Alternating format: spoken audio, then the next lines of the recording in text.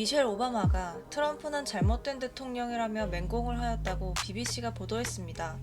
버락 오바마 전 미국 대통령의 부인 미셸 오바마가 조 바이든 민주당 대선 후보에 힘을 실어주기 위해 가상으로 진행된 민주당 전당대회에서 도널드 트럼프 대통령을 향해 맹공을 가했습니다. 미셸 오바마는 영상을 통해 도널드 트럼프는 미국의 잘못된 대통령이다 라고 말하는 한편 그녀의 남편 버락 오바마 대통령의 밑에서 부통령으로 경험한 조 바이든은 정말 괜찮은 사람이다 라고 말했습니다. 트럼프 행정부에 불만을 품은 공화 당원들도 이번 민주당 전당대회에서 트럼프를 강력히 비난했습니다. 중국이 미국의 화웨이 제재로 세계 무역이 피해를 입었다고 AP통신이 전했습니다.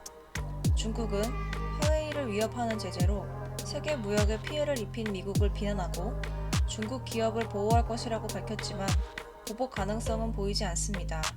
미국 상무부는 성명을 통해 미국 기술이 들어간 반도체를 특별한 허가 없이 화웨이에 판매하는 행위를 금지한다면서 21개국에 있는 화웨이 계열사 38개를 경제 블랙리스트에 추가한다고 밝혔습니다. 미국 상무부 관계자는 로이터 통신과의 인터뷰에 우리 제재는 화웨이가 제3의 업체에서 구매하려는 기성품까지 포괄한다 라고 못을 박았으며 이에 중국 외교부 대변인 자오리제는 트럼프 행정부에 중국 기업에 대한 탄압 중단을 요구했습니다. 전직 CIA 요원이 중국에 기밀 정보를 제공한 혐의로 기소되었다고 나인뉴스가 전했습니다. 전직 미국 CIA 요원이 10년 이상 중국의 기밀 정보를 넘긴 스파이 혐의로 기소되었다고 미 법무부가 현지 시간 17일 밝혔습니다. 법무부는 이날 성명에서 앤드루 육칭마가 CIA 요원이었던 자신의 친척과 공모해 중국 정보당국에 기밀을 제공한 혐의로 체포됐다라고 밝혔습니다.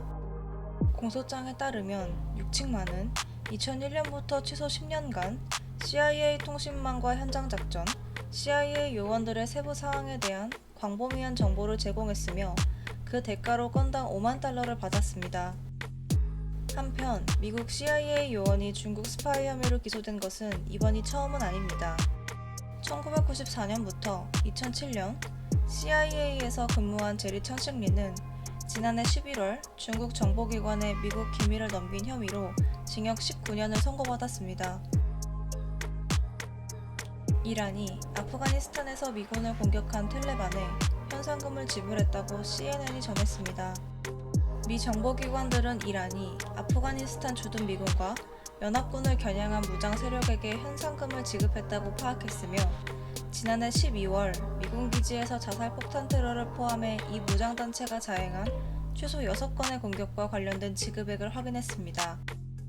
CNN이 검토한 국방부 브리핑 문서에 따르면 탈레반 무장단체인 하카니 네트워크에 작년 12월 11일 바그람 공격으로 인해 2명의 민간인이 사망하고 미국인 2명을 포함하여 70명 이상을 부상시켜 현상금을 지급했다고 밝혔습니다.